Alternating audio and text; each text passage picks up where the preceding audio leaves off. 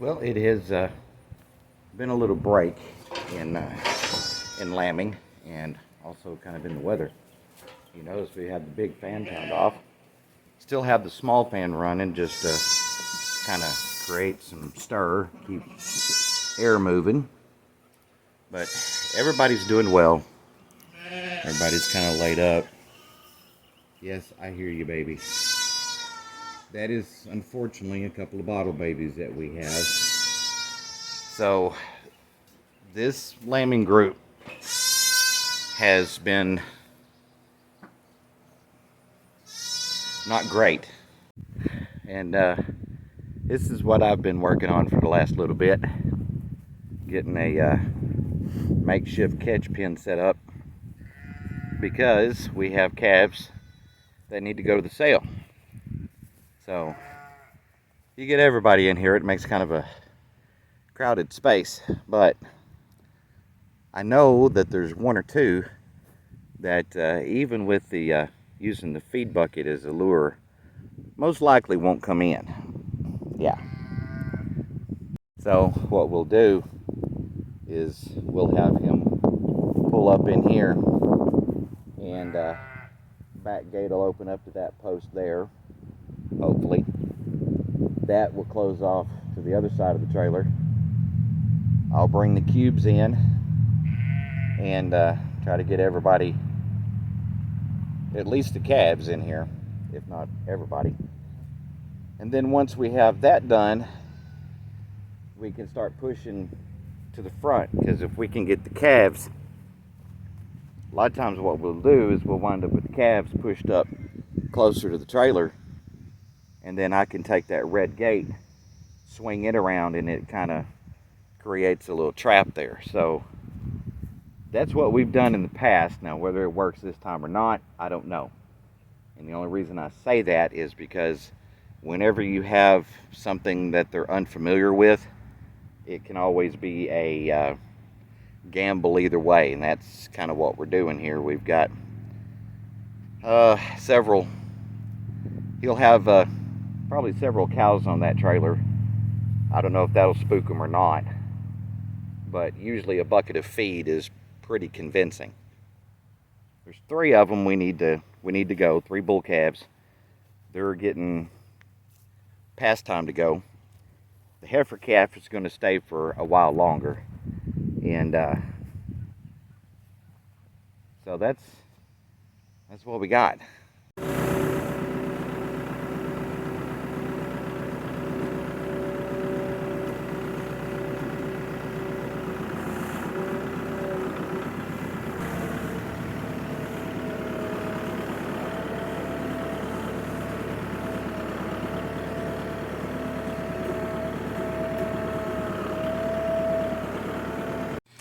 Well, this year, through a turn of events, however you want to call it, we have wound up with quite a few bottle babies this year, and we'll talk more about that as we go.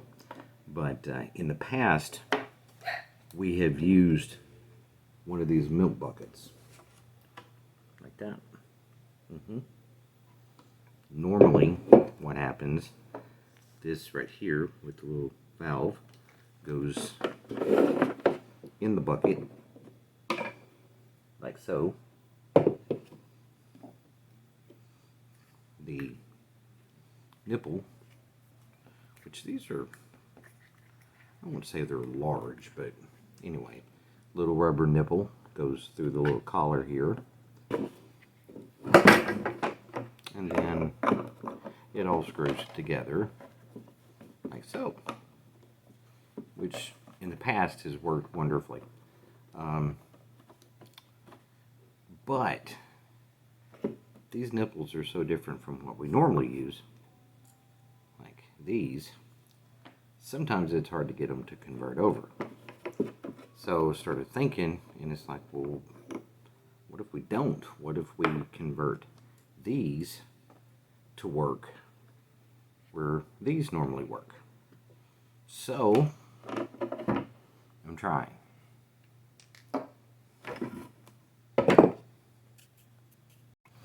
About the only thing really that keeps these from fitting in this spot are these little ribs on the outside. So I thought, well, what if I take a knife, trim those down a little bit, and see if I can make it fit. And guess what? I can. Isn't that cool? So we're going to do that with the rest of them. So now I'm going to kind of put these together so you can see how it comes together.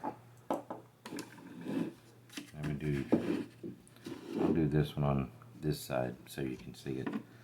So this has got a little siphon tube, so you don't want it flat on the bottom, because if it is, it can't siphon any milk up, right? So then that just goes through, and then we screw this on the outside.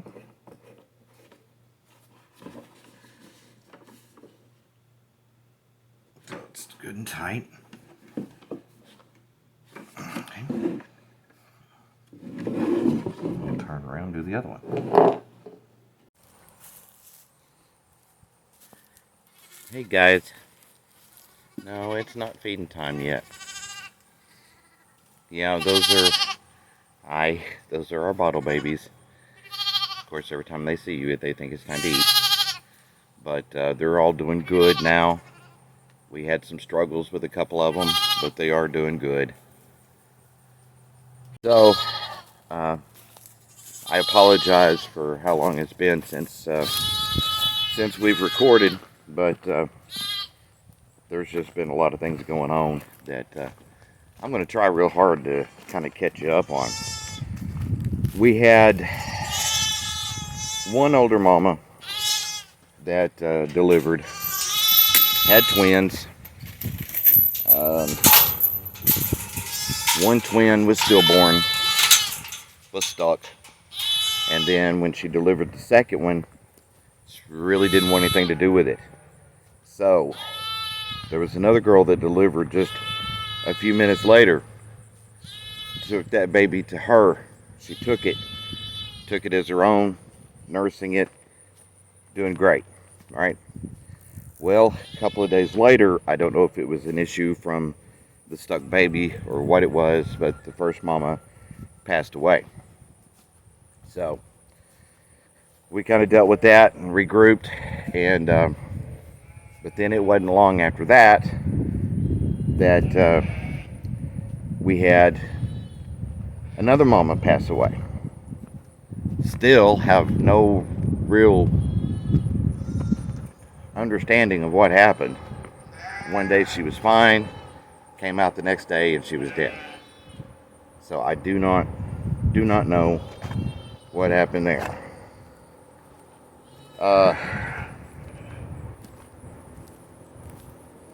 And then the mama that took the other baby, she passed. So it's not been just absolutely wonderful. But we've had a little slowdown on the lambing until today. Yep, here we go. Good job, girl. Good job. We have twins there. And single looks like over here. Yep, single over here. Alrighty. So we'll get them moved up together. Hey. I don't believe that's your mama. She's like, I'll talk to you and everything, but I'm not your mama.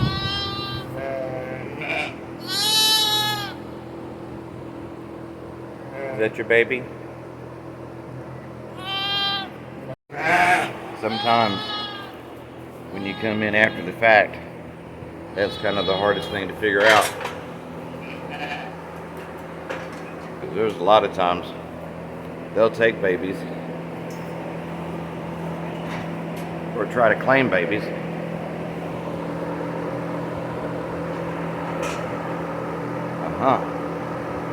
that are theirs or not. And the mystery continues. Do we have a stuck baby?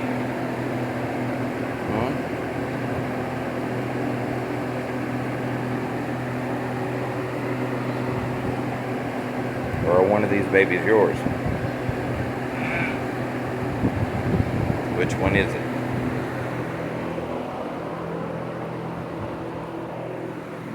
Okay, so I'm going to have to set y'all down for a minute until I can kind of figure some of this out, okay? This one right here apparently is a very determined stealer, which just complicated the issue even more with that many babies, that many mamas figuring out who belonged to who. Because unfortunately, if mamas don't tend to them pretty quickly, babies will wander. And she is absolutely convinced, but you can tell she has had no baby. No blood stains, no marks, no nothing. So I know the 3 mamas I have put up over there have had babies, but determining which baby belongs to who has been the issue. She will fight you for that baby that she is convinced is hers. Now the problem of it is, none of these mamas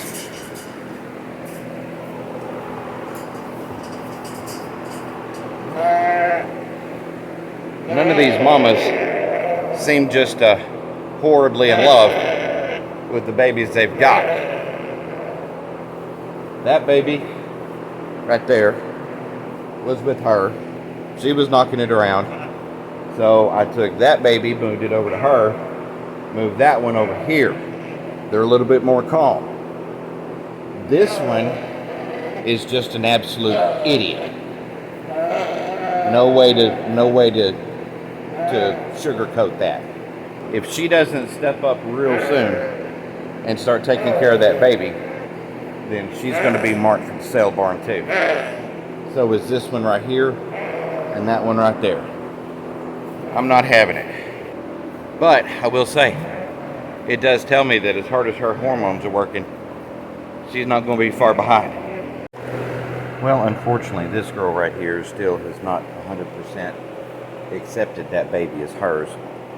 The reason I'm pretty convinced that it is because the baby's head is a little swollen, which indicates that it had been stuck for a little bit. And by the trauma on her back end, I would say definitely. Also, I know this one is madly in love with that one. This one, that one's 8 and is passed out, is madly in love with that one. But it ain't hers. She has not had a baby. So, that's what you know as the stealer. Hormones get running, and something about a baby catches their attention, and then all of a sudden they're convinced it's theirs, even though there are other babies. She's convinced that that one back there belongs to her. So, I have held her still a time or two to let that one nurse, and she did fine as long as I was holding on to her, or close to her. But as soon as I backed away, she'd start pushing him off. You're a butthead. Just clarifying that. So I'm going to get some hay for the hay mangers, at least for now, and then I'm going to go get that baby a bottle of colostrum just to make sure that it's had some of that first milk, to give it its best start possible, because it's already had a hard one, and then we'll pick up from there. Well, I offered the little one some colostrum, and it drank fairly well. especially for the first time off the bottle, which tells me it was hungry.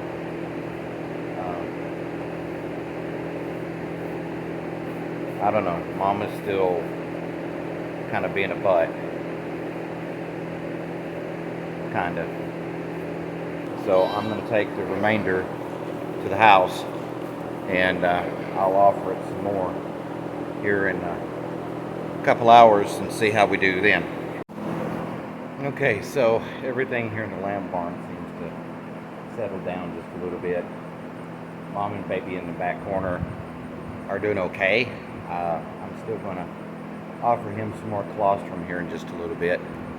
Right now I'm going to head down to get the cows. We haven't fed the cows together in a while, so I wanted to take you with me for that. As warm as it is, the cows might not come to feed as quickly as they normally would, but we're going to feed them anyway. They're all kind of looking at me funny, like, what's he doing down here this time of day? Yeah, because normally it's dark or almost, because they're trying to figure out if I'm actually feeding or if I'm just messing around. They're just sitting there staring like, what's he doing?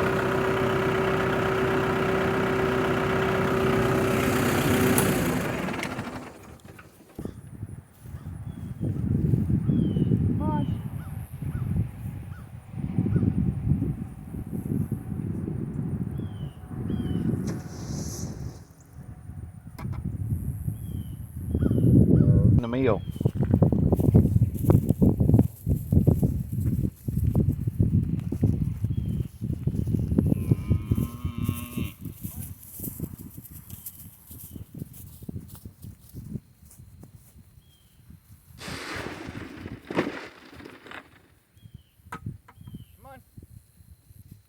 Come on, Jet. Come on, Jayla. Come on, girls.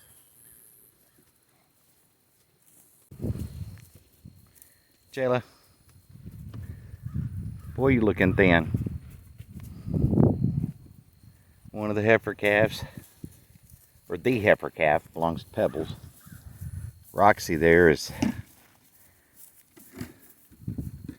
trying to zone in on her. Layla's looking good. She's fat and sassy. One of her bull calves just went to the sale.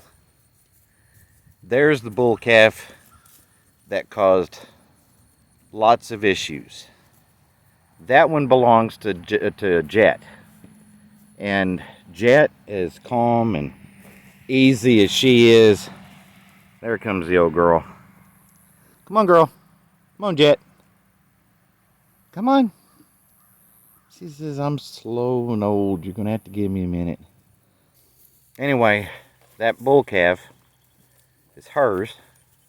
And I really thought that he would be, because in the open field, fairly friendly and pretty easy to deal with, that he wouldn't be an issue. I expected more of an issue out of the other two. And they proved me right on that too. But, unfortunately, he turned out to be an absolute spitfire. Man, he ran us over, knocked down fences, knocked down gates. When he got into a enclosed space and he realized he was in an enclosed space, that's when things got ugly. So he still needs to go to the sale. All right. So while they're busy eating, I'm gonna go ahead and pull the rack off this bale of hay we had down here, so they can get to the rest of it easy. Guess I should have turned that around so you can see what I was doing. Anyway, I'm going to move it down here just a little bit further.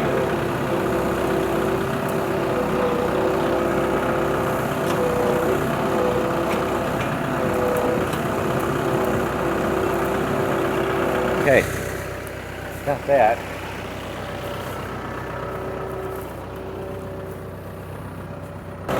The other night I was down here and it encouraged me to get my headlight fixed because I was down here feeding, watering. It was well after dark. Had my headlight, which was almost dead. Anyway, while I was watering, I heard a sound coming from like toward the creek that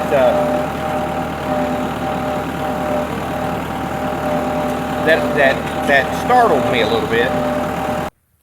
So what I was saying, the other night, watering down here by myself, well after dark, I had fed the cows. I was over here working on their water tanks, and while I was over here on the tank, I was facing this way, so I had my back to the creek, which I normally do. Why, I don't know. And midway through, just a couple minutes after I got started, I'll say, might not have been midway, but I had really just got started getting the tank filled up. And I heard a sound coming from the creek that kind of unnerved me a little bit. I mean, in all honesty, at first, Roxy, she gets excited at feeding time, so she'll often crow hop and bark. I call it, you know. Anyway, so it kind of sounded like her, but I realized, wait a minute, I just fed them that way over there. What I'm hearing is coming from that way, and it still just kind of, I don't know, it shouldn't have. If I had not been down here in almost absolute dark because my headlight was almost dead, tractor lights weren't working, it probably wouldn't have unnerved me as bad. So needless to say, that next day I got one of the headlights fixed. I've got the other bulb, but in the process of changing that bulb, there is a little bitty wire clip that connects on the back to kind of hold everything together. Well, none of the manuals said anything about that clip, so I didn't know to look for it. And lo and behold, it popped out. So I got the one put in, and then the search started for the clip, and I could not believe that I was actually able to find it. Hey, Jailer. That I was actually able to find it. It was buried, you know, because it's right in a spot that I pull the tractor in and out of all the time. It was under some of that sandy dirt, and I was just digging around with what little bit of headlight I had left, and sure enough, I saw a little glimmer of reflection, and dug it out under the center of the tractor. Dug it out, and there it was. So I still got to get the other headlight in. But I don't know what that was. But like I said, it sure did unnerve me a little bit. Hey, girl. She's a pretty good looking heifer calf.